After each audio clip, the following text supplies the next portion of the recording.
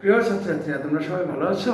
মামুন স্যারের টিচিং সেন্টারের পক্ষ থেকে আমি মামুন স্যার তোমাদের সবাইকে জানাচ্ছি শুভেচ্ছা এবং স্বাগতম। আজকে ইংলিশ গ্রামার বিষয়ক যে বিষয়টা নিয়ে তোমাদের সাথে আলোচনা করতে যাচ্ছি সেই বিষয়টার নাম হলো জেন্ডার।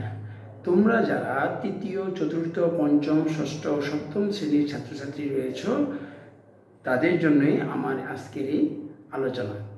তো আলোচনার বিষয়টা হলো জেন্ডার। আসলে প্রথমে জেন্ডার বিষয় জানতে গেলে আমাদের জানতে হবে জেন্ডারটা আসলে কি। জেন্ডার হলো যে সকল ওয়ার্ড দ্বারা স্ত্রী কিংবা পুরুষ অথবা স্ত্রী পুরুষ উভয়কে বোঝায়, অথবা এদের কাউকে না বুঝিয়ে অন্য কোনো অচেতন পদার্থকে বোঝায়, তাদেরকেই জেন্ডার বলে মূলত। এখন জেন্ডার কিন্তু মূলত 4 প্রকার। 1 নম্বর হলো ম্যাসকুলিন জেন্ডার। ম্যাসকুলিন জেন্ডারটা হলো যে নাউন দ্যাট ইন্ডিকেটস মেল, মানে হলো যে নাউন শুধুমাত্র পুরুষদেরকে বোঝায়, অর্থাৎ পুরুষবাচক যে কোনো নাউনকেই আমরা কি বলি? ম্যাসকুলিন জেন্ডার বলি। যেমন ম্যান, পয়েট, লর্ড। 2 নম্বর হলো feminine gender, noun that indicates female, অর্থাৎ যে নাউন নারীবাচক যে কোনো নাউনকেই আমরা মূলত ফেমিনিন জেন্ডার বলি। আর ফেমিনিন জেন্ডার উদাহরণ হিসেবে আমরা বলতে পারি বি, ওমেন, লেডি, এটসেট্রা। বুঝতে পেরেছ প্রিয় ছাত্রছাত্রীরা? তা এখন যে বিষয়টা বলবো সেটা হলো থার্ড, তৃতীয় নাম্বার রয়েছে, সেটা হলো কমন জেন্ডার। তো common gender, noun that indicates both male and female, যে নাউন দ্বারা পুরুষ এবং মহিলা উভয়কে বোঝাচ্ছে, অর্থাৎ পুরুষ এবং মহিলা উভয়কে বোঝায়, সেটাই হলো কমন জেন্ডার। যেমন ফ্রেন্ড, চাইল্ড, এটসেট্রা। এরপর চলে আসি neutral gender, noun that indicates things without life, অর্থাৎ যাদের কোনো জীবন নেই, অর্থাৎ জড় পদার্থ বা অচেতন পদার্থ যেসব নাউন রয়েছে তাদেরকেই নিউট্রাল জেন্ডার বলা হয়। উদাহরণ হিসেবে বলতে পারি চেয়ার, টেবিল, এটসেট্রা। বুঝতে পেরেছি প্রিয় ছাত্রছাত্রীরা? এখন এই যে জেন্ডারটা আমরা জানলাম, এই জেন্ডারের ইন্টারচেঞ্জের ক্ষেত্রে কিছু রুলস মানতে হবে। অর্থাৎ কীভাবে আমরা জেন্ডার চেঞ্জ করব, অর্থাৎ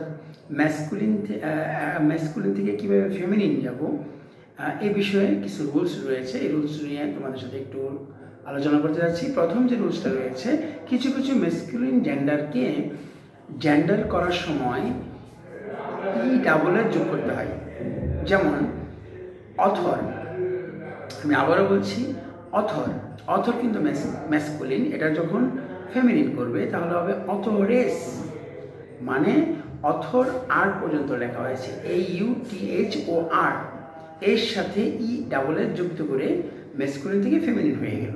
বুঝতে পেরেছি প্রিয় ছাত্রছাত্রীরা? আরেকটু উদাহরণ দিতে পারি, যেগুলো জিউ,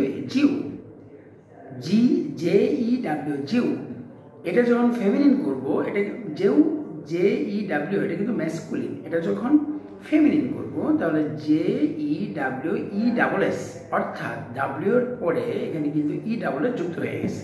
বুঝতে পেরেছি প্রিয় ছাত্রছাত্রীরা? এখন আরেকটা রুলস বলবো, সেটা হলো যে ম্যাসকুলিন জেন্ডারকে যখন ফেমিনিন জেন্ডার আমরা যাব, অনেক সময় ESS যোগ করেও কিন্তু করতে হয়। যেমন conductor, conductress, actor, actress, tiger, tigress, etcetera. বেশিরভাগ ম্যাসকুলিন জেন্ডারকে যখন আমরা ফেমিনিন করব তখন ভিন্ন শব্দটাই বেশি ইউজ করব। উদাহরণস্বরূপ বলতে পারি যেমন ফাদার, এটা কিন্তু ম্যাসকুলিন, এটা ফেমিনিন হলো মাদার। ব্রাদার, এটা ম্যাসকুলিন, এটা ফেমিনিন হলো সিস্টার।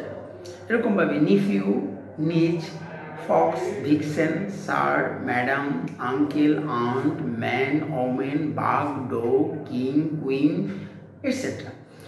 তাহলে আমরা দেখছি যে ম্যাক্সিমাম ক্ষেত্রে ম্যাসকুলিন থেকে যখন ফেমিনিন করা হয় ভিন্ন ওয়ার্ডটাই বেশি ইউজ করা হয়। তো বুঝতে পেরেছ প্রিয় ছাত্রছাত্রীরা? এছাড়াও কম্পাউন্ড ওয়ার্ডের ক্ষেত্রে গুণবাচক শব্দটিকে স্ত্রীবাচকে পরিণত করা যায়। যেমন আমরা যদি বলি গ্র্যান্ডফাদার, এটা কিন্তু তোমার ম্যাসকুলিন, এটাকে যদি আমরা ফেমিনিন করি সেটা হবে গ্র্যান্ডমাদার। এরকমভাবে বয়ফ্রেন্ড আমরা বলতে পারি, girlfriend, her beard, she beard বলতে পারি, গ্রেট আঙ্কেল, গ্রেট আন্ট বলতে পারি, এটসেট্রা। তো প্রিয় ছাত্রছাত্রীরা, আশা করি তোমরা সবাই বুঝতে পেরেছ।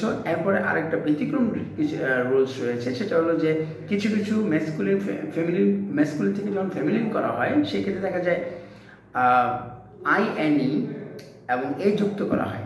তো সেক্ষেত্রে উদাহরণগুলো আমরা বলতে পারি, যেমন এক্সিকিউটর, এখানে কিন্তু IX যুক্ত করা হয়েছে, দেখো এক্সিকিউট্রিক্স। এরপরে টেস্ট্রিক্স ইত্যাদি। তো যাই হোক প্রিয় ছাত্রছাত্রীরা, আজকে এই পর্যন্তই। জেন্ডার বিষয়ক যে আলোচনাটা তোমরা করলাম, সবাই এই এই নিয়মগুলো মেনে তোমরা সবাই পরীক্ষায় ভালোভাবে আনসার করবে সেই আশা ব্যক্ত করি।